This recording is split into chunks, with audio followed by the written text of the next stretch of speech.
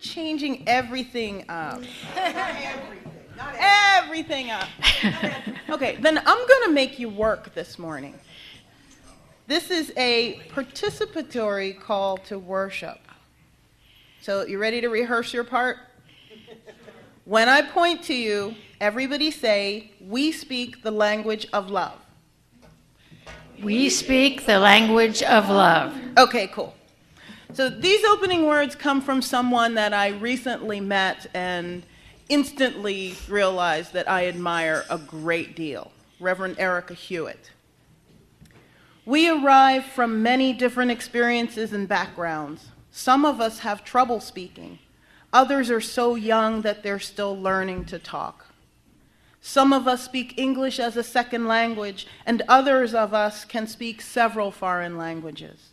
But all of us share this in common.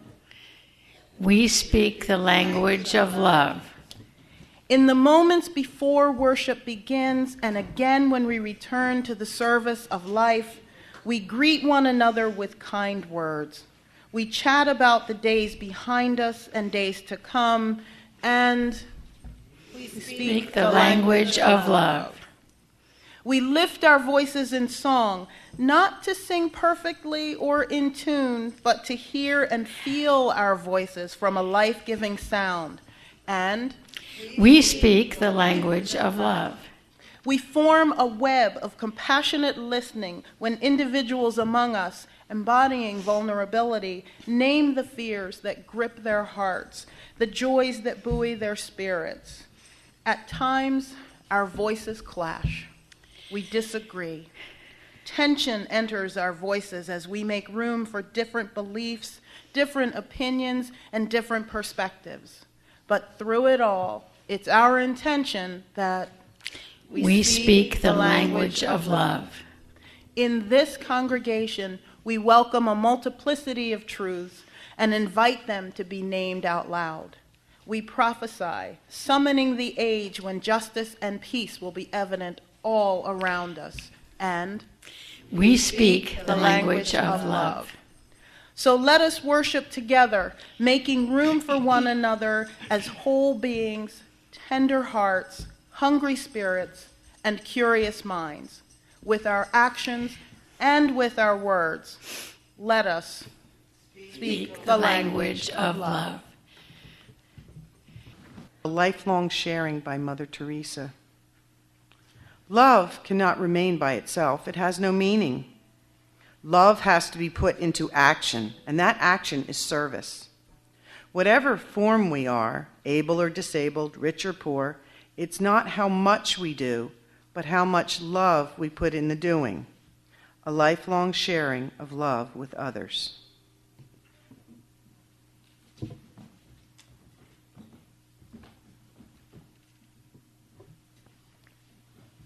Today is all about love. Love is in the air. Seems fitting, since it's Valentine's Day. Everybody's talking about love. It's on the news. It's everywhere. There are some words in our language that have become so overused, though, that they've almost lost their meaning. Like awesome, hero, and epic. They're kind of cliche, stripped of their value and their impact. And I'm afraid that love might be in danger of being one of those words. We use it so freely and indiscriminately that I think we forget how truly amazing love is. I happen to be kind of a language nerd. I'm fascinated by words, and I always strive to write and speak well and effectively, to use words correctly and in a way that communicates exactly what I mean. But I still catch myself using love incorrectly and ineffectively all the time. I love NCIS. I really love your boots. I love, love, love Ben & Jerry's chocolate chip cookie dough ice cream. These things are all nice, but I don't think I really love them. Love is the ultimate abstract concept. An abstract concept is one that exists in theory or as an idea. It doesn't have a physical body or a referent, nor does it exist at any particular time or place. Love, freedom, justice, they're all abstract concepts that have existed as part of the human experience for thousands of years. Yet you can't point to an object and say, there is love. Or can you? There are lots of ways to think about what love is. When we honestly say we love something, we're usually referring to one of the 4 types of feelings identified by the ancient Greeks: storge, philia, eros, and agape. Storge, or familiarity, is a pure unconditional love. It refers to natural affection, like the love among siblings or the love a parent feels for a child. We don't choose the object of our love, we just love. Philia is a platonic kind of love. It's like the love you have for your best friend. Even though it's platonic, it's still a very, very strong bond. And unlike storge, it's a deliberate and chosen love. It can turn into something more, but it doesn't have to. For example, Philadelphia, the city of brotherly love. In this instance, brotherly is used more in the nature of camaraderie rather than as actual siblings. Philia can also refer to a special attraction or a preference for a certain type of thing. For example, logophilia, the love of words, or bibliophilia, the love of books. This kind of love is more than a hobby. It's a passion, or it's like an obsession. So maybe I really do love that ice cream. Anyway, next we have eros. Eros is physical, passionate, intimate, emotional, sexual love. It makes your heart beat faster, your palms sweat, and your breath come quicker. I probably don't need to say anything more about erotic love because you get the point, and this isn't that kind of meeting. Then lastly, there's agape, a divine love demonstrated by behavior toward others. This is the truly selfless love that we have toward our fellow beings, not because of our familial relationships or because we find them physically appealing. We might not even know the person, or we might not even be aware of their existence. This kind of love is a charity toward our fellow man.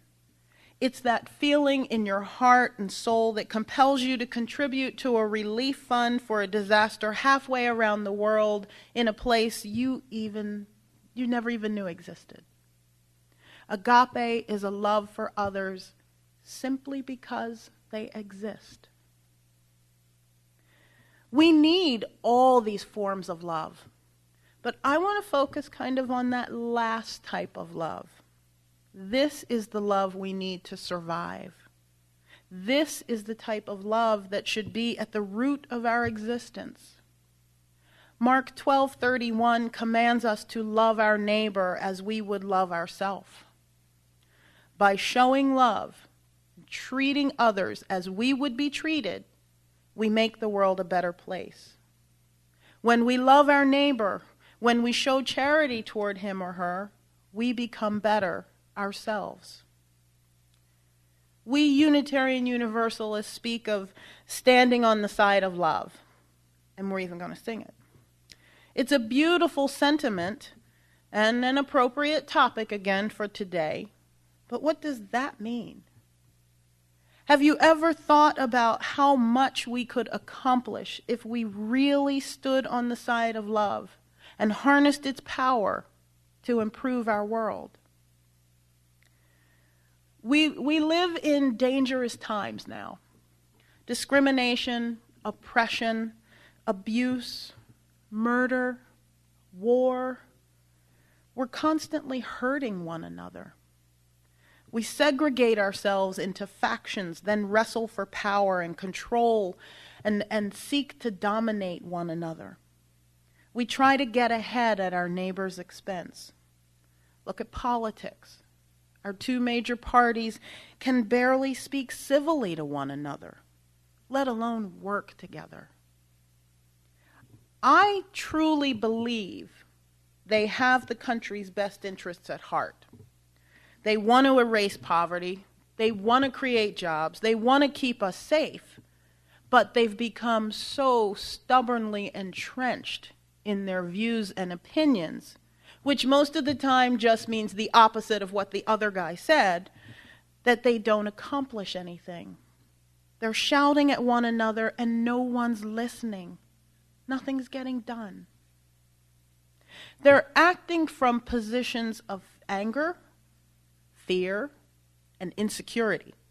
Fear they'll lose power. We all do it. We've done it at one time or another. We act selfishly when we feel we need to protect our own interests. We have to guard what's ours so that no one can take it from us. When this is our motivation, we really don't accomplish anything. We don't do better as a society. We're just a collection of miserable people. In his book, A Place for My Head, author William Hoffman wrote about a miserable man who lived just this way. The main character, Angus MacLeod, hated everyone. He had no interest in helping anyone. And forgive this language, but at one point he says, "Do you ever get the feeling the world's filling up with bastards? I do. What I want to know is what happens when all the bastards run out of people to crap on. What happens when all that's left in the world are bastards? The golden rule, screw unto others before they screw unto you." How dreadful. And it wasn't even a very good book. But sadly, there are people who live this way. They're mean, rude, and as we talked about a couple of weeks ago, generally intolerant of others. Intolerant of everything around them. Something isn't quite right in their lives. They're angry about something, or they're afraid of something, or they're insecure of something.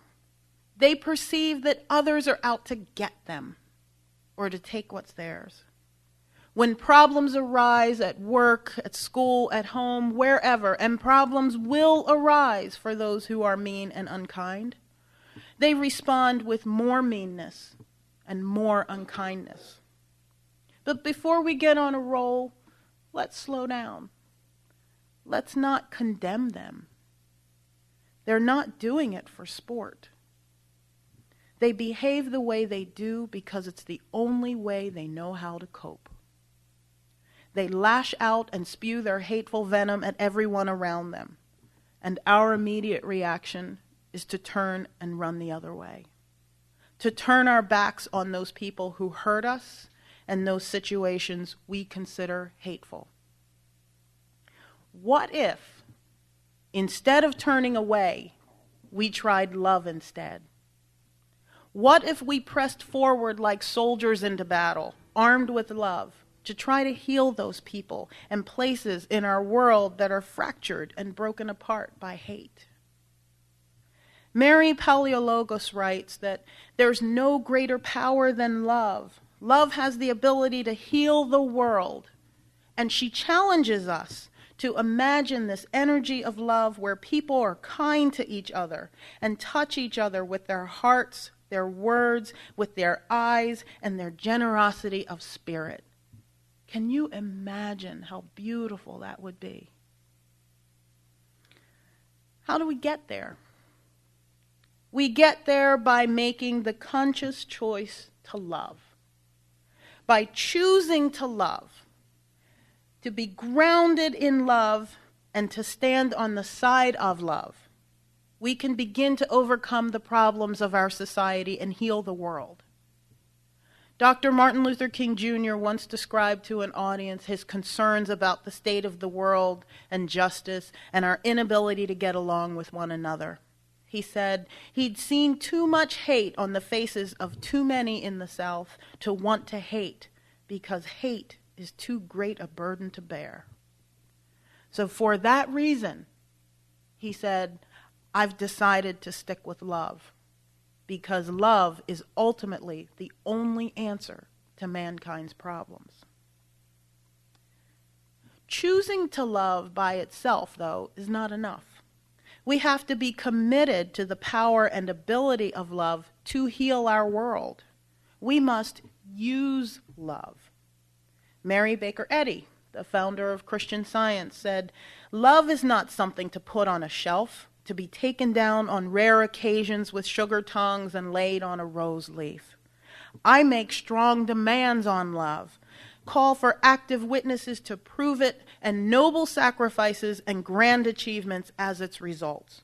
Love cannot be a mere abstraction or goodness without activity and power." And to that, all I could say was amen. We must commit to love. David Truman tells us to do it one step at a time. He says, just as world hunger is solved one child at a time, people are healed individually, one by one. So just as we will end world hunger one person at a time, we will end love starvation one person at a time. If we are to heal humanity, we must commit our love and focus it. Love someone and heal that one. Then that one will love and heal someone else. The chain will continue to infinity, and we will build a network of love that will extend far beyond ourselves. He's probably right. LGBT advocate Andrew Marin recalled a character from a television show who, when talking about love, said, "You know someone's commitment is real when they charge in when everyone else is running out." Who and what are you charging in toward? We must live in love. It's not enough to just say you love. You have to really live in love. To love means to open your heart to the world, to those who are hurting and to those who need healing. To truly live in love means to love everyone, not just the people you agree with. So yes, it means loving even the intolerant people we spoke about 2 Sundays ago. The first time I spoke in my church, or in a UU church, was on the topic of how do you love someone who is unlovable? This was maybe 6 or 7 years ago, I guess. Our minister had asked the question. I was on the worship arts team, and he was preparing his sermon to say that you don't love people who are unlovable. So when he asked me, I said, "Of course you do. Of course you do." So he said, "Okay, you're doing the call to worship." And that's what I talked about. I surprised him with that answer, but I said, you just love the person who's unlovable. I took the view that we have no choice but to love the person who's unlovable. And I shared the story of how my oldest brother had been killed by a drunk driver. I could have hated the man who killed him, but I chose to love him instead. He's a sick man. He had more than 30 DUIs in 3 states. So clearly, something was wrong. He was sick. And I knew that my hating him wasn't going to bring back my brother, and it wasn't going to change the man who killed him. So I chose to love him as a child of the universe, albeit a broken and wounded one who had caused me tremendous suffering. So love is indeed the most powerful force in existence. When it's turned inward, it can transform us. As author Gary Zukav says, love grounds you. It orients you. Love opens your heart. Love settles you. When it's turned outward, it can transform the world. Love is a limitless force that is bigger than we small humans can even imagine. It has the power to heal all wounds, calm all fears, and soothe even the most savage rage. Love can transform strangers into friends and enemies into brothers. Love is a feeling, a goal, an ideal to strive for. It's a power beyond measure. As Gandhi said, the day the power of love overrules the love of power, the world will know peace.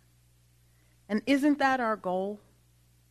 Peace and justice and equality. So let's stay committed. Let's stay focused.